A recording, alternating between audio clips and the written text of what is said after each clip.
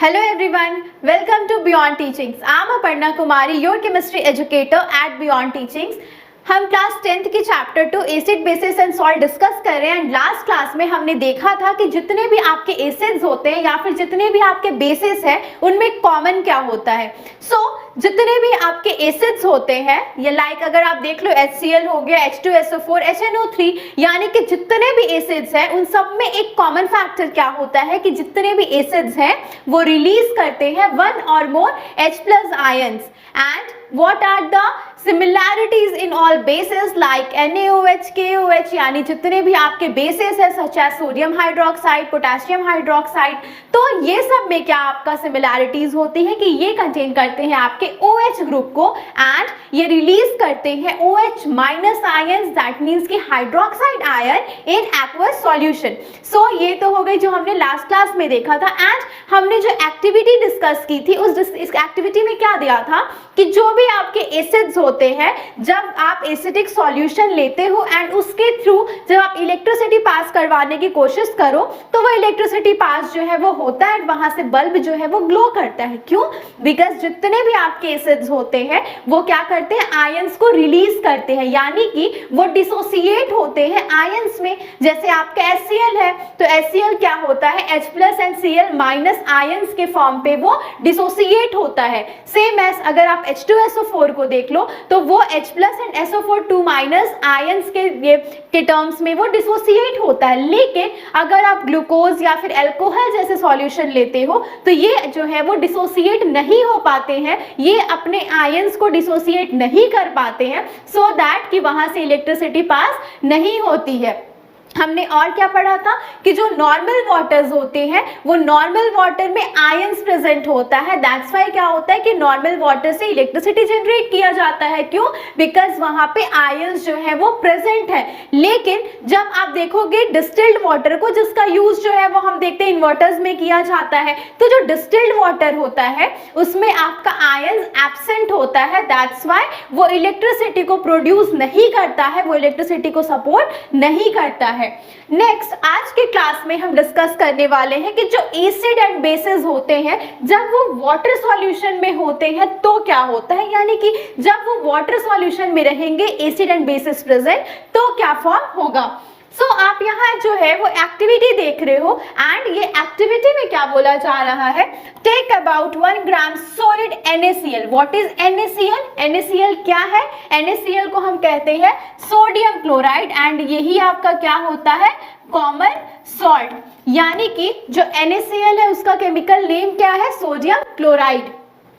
In a clean and dry test tube and set up the apparatus as shown in the figure, यानी कि आपको एक test tube लेना है and इसमें आपको NaCl डालना है। Next add some concentrated sulfuric acid to the test tube। आपको इसमें ऐड क्या करना है, concentrated sulfuric acid, यानी कि यहाँ पे आपका क्या टर्म यूज हुआ, concentrated sulfuric acid, यानी सल्फ्यूरिक एसिड का फॉर्मूला क्या है, H2SO4। तो ये कैसा है, कंसंट्रेटेड। कंसंट्रेटेड का मतलब क्या है, यानी कि जहां पे आपका एसिड का अमाउंट ज्यादा है एंड वाटर जो है वो कम अमाउंट में प्रेजेंट है तो वो आपका क्या है, कंसंट्रेटेड टर्म होता है। And H2SO4 that is sulphuric acid. Next है व्हाट डू यू ऑब्जर्व, यानी कि जब आप इस सॉल्यूशन में, यानी कि जो आपका कॉमन सॉल्ट है यानी सोडियम क्लोराइड है, आप जब इसमें ड्रॉप वाइज कंसंट्रेटेड H2SO4 यानी कि सल्फ्यूरिक एसिड डालते हो तो क्या ऑब्जर्व होता है।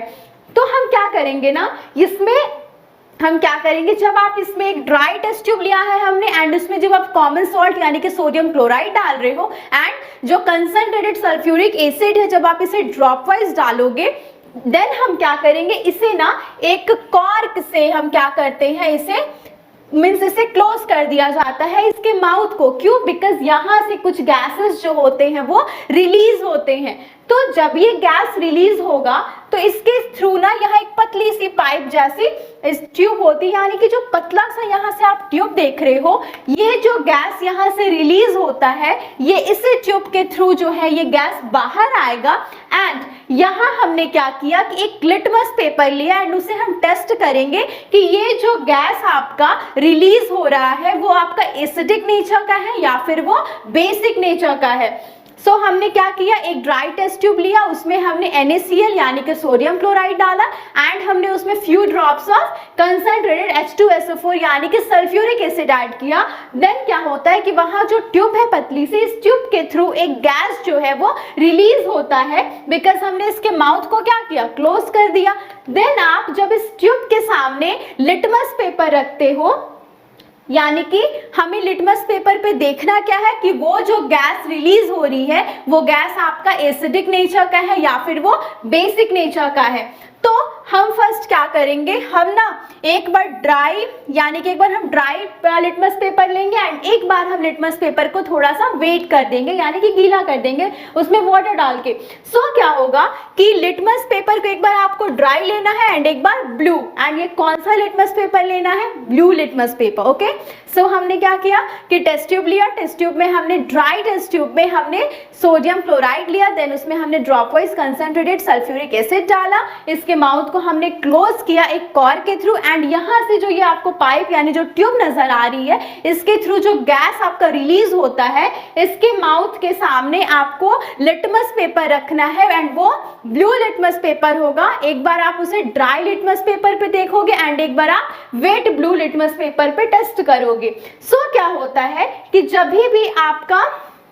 ये सोडियम क्लोराइड, क्या लिया था हमने, सोडियम क्लोराइड, एंड इसमें हमने कौन सा डाला था, एसिड, तो हमने ऐड किया था सल्फ्यूरिक एसिड। जब ये इससे रिएक्ट करता है तो क्या होता है, Na contain plus charge and chlorine contain minus charge.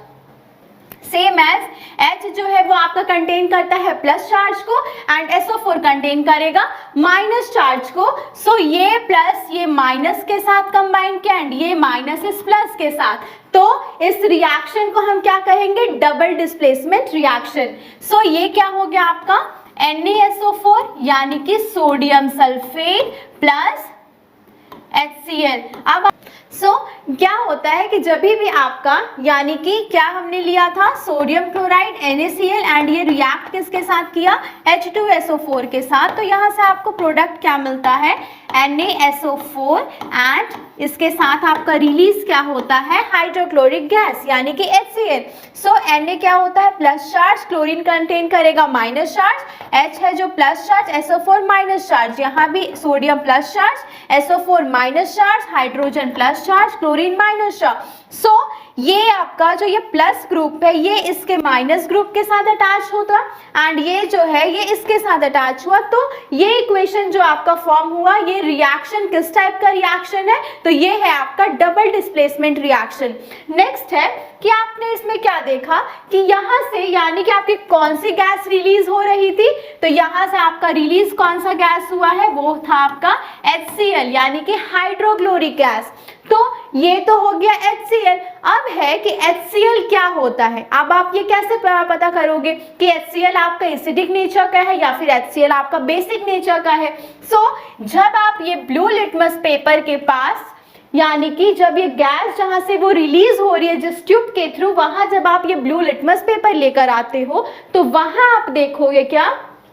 कि जो ड्राई ब्लू लिटमस पेपर है ना, ड्राई लिटमस पेपर पे कोई भी चेंज नहीं होता है, यानी कि वहां क्या रहता है, नो चेंज। लेकिन वही आप बात करोगे वेट ब्लू लिटमस पेपर की, यानी कि जब वो लिटमस पेपर आपका ब्लू मतलब वेट रहता है, यानी कि जब वो वेट ब्लू लिटमस पेपर होगा तो ये कन्वर्ट हो जाता है आपका किसमें, रेड कलर में। तो यहाँ से आप क्या देख रहे हो कि जो ये ब्लू लिटमस पेपर था वो ड्राई जो कंडीशन में, यानी कि जब वो पूरी तरह से ड्राई था तो वहां पे उस गैस का कोई इफेक्ट नहीं हुआ उस लिटमस पेपर पे, एंड जब ये हल्का वेट किया गया, उसे गीला करके जब ब्लू लिटमस पेपर पे हमने टेस्ट किया तो देखा कि ये जो गैस है वो क्या कर रहा है, इस वेट ब्लू लिटमस पेपर को वो रेड कलर में कन्वर्ट कर दिया। इससे हमें क्या पता चला कि ये जो गैस है वो किस नेचर का है, एसिडिक नेचर का। क्यों, बिकॉज एसिड की ये प्रॉपर्टी होती है कि वो क्या करता है कि वो ब्लू लिटमस पेपर को रेड कलर में कन्वर्ट कर देता है इन एक्वस मीडियम। यानी कि इस एक्टिविटीज में हमने क्या देखा कि जब हमने इस टेस्ट ट्यूब में हमने सोडियम क्लोराइड सॉल्ट लिया एंड इसमें जब हमने कंसंट्रेटेड सल्फ्यूरिक एसिड्स को ऐड किया तो यहां से आपका फॉर्म हुआ क्या फॉर्म होता है, यहाँ से आपका सोडियम सल्फेट जो है वो फॉर्म होता है एंड इसके साथ ही आपका कौन सा गैस रिलीज हुआ, वो था आपका HCl गैस। अब आपको कैसे पता चला कि वो HCl गैस था, बिकॉज वो गैस क्या था, जब आपने उसे ब्लू लिटमस पेपर पे टेस्ट करके देखा तो ड्राई कंडीशन पे तो कोई चेंज नहीं हुआ लिटमस पेपर पे, लेकिन वेट ब्लू लिटमस पेपर जो था वो रेड कलर में कन्वर्ट हो गया। तभी हमें क्या पता चला कि वो गैस का नेचर कैसा है, वो एसिडिक नेचर का है, यानी कि जो HCl है वो आपका क्या है, एसिड है। दैट्स व्हाई क्या होता है कि ये ब्लू वेट लिटमस पेपर आपका रेड कलर में कन्वर्ट हो जाता है। सो हमने यहाँ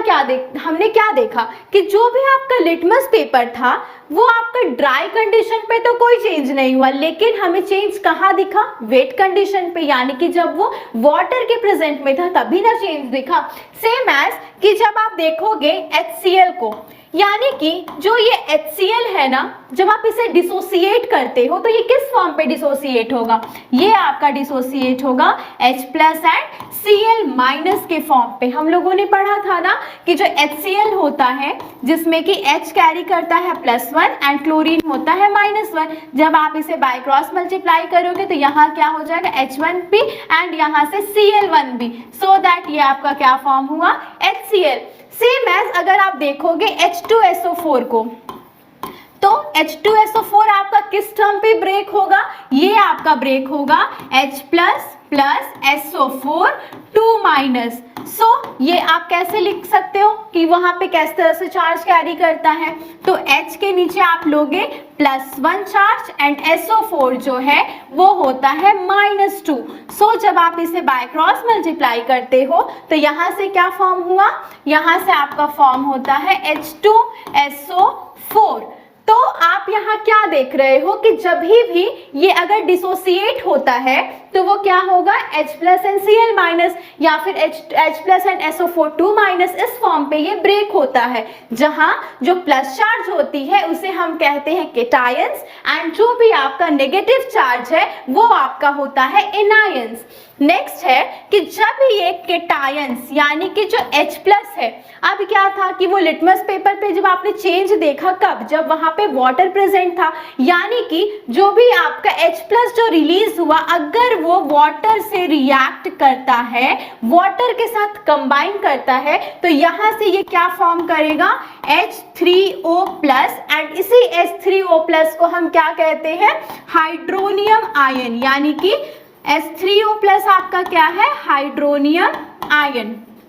यानी कि जो ये H प्लस होता है वो कभी भी आपका इंडिपेंडेंट फॉर्म पे नहीं रहेगा, यानी कि जब वो एसिड्स बनता है ना तो क्या होता है, प्रोडक्ट फॉर्म होने के बाद ये जो H प्लस है वो वाटर के साथ कंबाइन हो जाता है एंड ये फॉर्म करता है H3O प्लस, जो कि क्या होता है, हाइड्रोनियम आयन। अब है कि जो ये H3O प्लस बना, यानी कि H प्लस जो है वो वाटर के साथ कंबाइन क्यों किया, बिकॉज H प्लस जो होता है वो काफी वीक होता है, सो वो अकेले जो है वो नहीं रह पाता, तो वो क्या करता है, अपने आप को कंबाइन करने के लिए एक मीडियम ढूंढता है एंड जब उसे वाटर वो मीडियम मिल जाता है तो ये H प्लस क्या करता है, वाटर के साथ कंबाइन करके ये हाइड्रोनियम आयन फॉर्म करता है।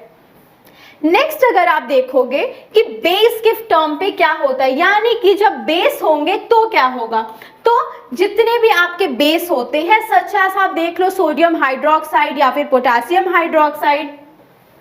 यानी कि सोडियम हाइड्रोक्साइड को हम क्या लिखते हैं, NaOH। NaOH क्या है, सोडियम हाइड्रोक्साइड का केमिकल फॉर्मूला है, जो कि आपका ब्रेक होता है Na प्लस OH माइनस, इस टर्म पे ये जो है वो ब्रेक होता है। सेम एज जो KOH, KOH किसका फॉर्मूला है, ये है आपका पोटेशियम हाइड्रोक्साइड, यानी कि पोटेशियम हाइड्रोक्साइड इसका केमिकल नेम है एंड ये डिसोसिएट होता है K plus and OH minus के फॉर्म पे। तो यहाँ से आप क्या देख रहे हो कि जितने भी आपके बेस होते हैं वो डिसोसिएट होते हैं, तो वो क्या देते हैं, OH minus ion and OH क्या होता है, इसे हम कहते हैं हाइड्रोक्साइड आयन, यानी कि ये क्या है आपका हाइड्रोक्साइड आयंस। अब है कि क्या सारे बेस जो है वो अल्कलीज हो सकते हैं, यानी कि व्हाट इज अल्कली, अल्कली क्या है, यानी कि जो भी बेस आपका वाटर में सॉल्युबल है वो क्या होता है, अल्कलीज। लेकिन सारे बेसेस आपके वाटर में सॉल्युबल नहीं होते हैं, सो दैट कि सारे बेसेस आपके अल्कलीज नहीं है, लेकिन जो भी अल्कलीज है वो आपके बेस हो सकते हैं। बिकॉज होता है ना कि जब वो ऑब्वियस वो अल्कली है तभी तो वो बेस है, लेकिन जितने भी बेस है वो सारे अल्कलीज नहीं हो सकते। इसके भी एग्जांपल्स है, जैसे कि NaOH, KOH, ये सब आपके क्या है, ये आपके जो है वो अल्कली भी है एज वेल एज ये क्या है आपका बेस भी है, यानी कि जो आपका सोडियम हाइड्रोक्साइड एंड ये पोटेशियम हाइड्रोक्साइड है ये आपका अल्कली भी है एंड एज वेल एज ये बेस भी है, क्योंकि ये वाटर में डिसॉल्व हो जाता है एंड इसके साथ ये OH माइनस ग्रुप यानी कि हाइड्रोक्साइड कंटेन किया है, तो ये क्या है, बेस भी है एंड ये अल्कली भी है। लेकिन जब आप देखोगे ना जैसे कि CaOH का होल ट्वाइस, ये क्या है, कैल्शियम हाइड्रोक्साइड। अब ये कैल्शियम हाइड्रोक्साइड यानी कि जो लाइम वाटर होता है, क्या ये वाटर में सॉल्युबल है, ये वाटर में पूरी तरह से सॉल्युबल है, नहीं है ना। सो क्या होता है, ये आपका जो है ये क्या है, आपका बेस तो है लेकिन ये अल्कली नहीं है। तो यहाँ पे कुछ बेसेस ऐसे होते हैं जो आपके वाटर सॉल्युबल होते हैं, तो वो बेस भी है और अल्कली भी है, लेकिन जितने भी आपके बेस है वो सारे अल्कली नहीं हो सकते, लेकिन हाँ सारे अल्कलीज जो है वो आपके बेस हो सकते। तो एग्जाम पे यहाँ में क्वेश्चन भी आता है कि जो है why all alkalis are act as bases but all bases do not act as an alkali, क्यों, बिकॉज क्या हम यहाँ पे ये एग्जाम्पल दे करके वहाँ बता सकते हैं कि जो NaOH KOH ये क्या है, वाटर सॉल्युबल है एंड इसके साथ ही आपका ये क्या है, बेस भी है, तो ये अल्कलीज जो है वो बेस हो सकते हैं। लेकिन कैल्शियम हाइड्रोक्साइड जो कि आपका क्या है, बेस तो है लेकिन ये अल्कली नहीं है। तो आज के क्लास में हमने क्या देखा कि जो भी आपके एसिड है या फिर जो बेस है उनका वाटर सॉल्यूशन करने पे हमें क्या फॉर्म होता है। तो हमने एसिड में देखा कि जितने भी एसिड्स होते हैं अगर वो वाटर में सॉल्युबल होते हैं तो वहां से उनका जो H+ आयन जो है वो रिलीज हो रहा है, तो वो H+ आयन क्या करेगा, वाटर के साथ कंबाइन करके हाइड्रोनियम आयन फॉर्म करेगा एंड जो बेसेस है अगर वो वाटर में डिसॉल्व हो रहे हैं तो वो अल्कली फॉर्म करते हैं। लेकिन यहाँ एक कंडीशन होती है कि जितने भी आपके अल्कलीज हैं वो बेस की तरह तो एक्ट करते हैं लेकिन सारे बेसेस आपके अल्कलीज नहीं होते हैं। सो हम अपने आगे के जितने भी फर्दर टॉपिक्स हैं उसे हम नेक्स्ट क्लास में डिस्कस करेंगे। Thank you and have a nice day.